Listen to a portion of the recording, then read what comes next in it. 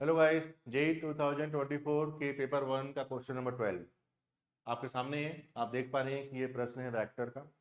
इस प्रश्न में हमें 3 वेक्टर दिए हैं, जैसा कि आप देख पा रहे हैं। इसमें एक अपने को दिया है ओपी वेक्टर, एक दिया है ओक्यू वेक्टर और एक दिया है ओआर वेक्टर। तो अपने से कहा गया है कि इनका स्केलर ट्रिपल जो है जीरो नहीं है ना।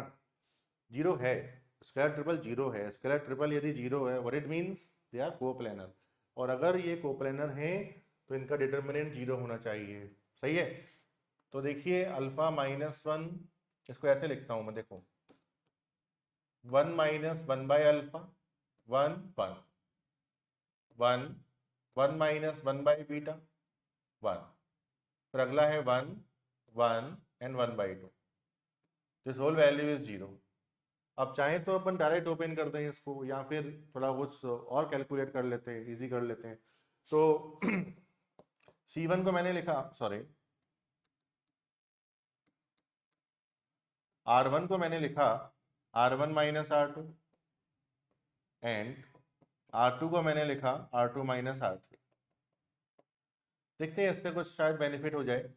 देखिए इन दोनों को माइनस करेंगे तो ये बनेगा -1/अल्फा, इन दोनों को माइनस करेंगे तो 1/बीटा, ये हो जाएगा जीरो।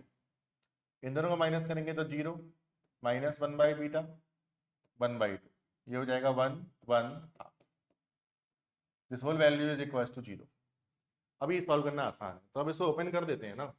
कितना बनेगा देखो, -1/अल्फा इंटू में कितना आएगा, इन दोनों का मल्टीप्लीकेशन -1/2 बीटा माइनस हाफ। फिर -1/बीटा इंटू में कितना आएगा, zero -1/2। This value is zero. तो ये बनेगा 1/2 बीटा प्लस 1/2 प्लस 1/2 बीटा। तो अब मैंने क्या किया ना बच्चों कि देखो यार, टू सब में आ गया ना, टू को तो कैंसिल कर ही देते और अल्फा इंटू बीटा से मल्टीप्लाई कर दिया, तो alpha plus beta plus 1 equal to zero. ये इन्फॉर्मेशन अपने पास आ गई।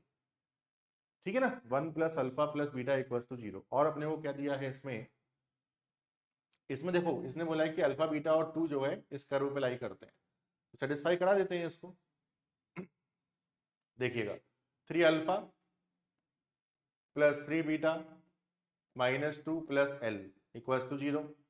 तो भाई 3 into alpha plus beta -2 plus L equal to zero. तो अल्फा प्लस बीटा कितना है, -1। तो 3 इंटू -1 -2 plus L equal to zero. So the answer is 5।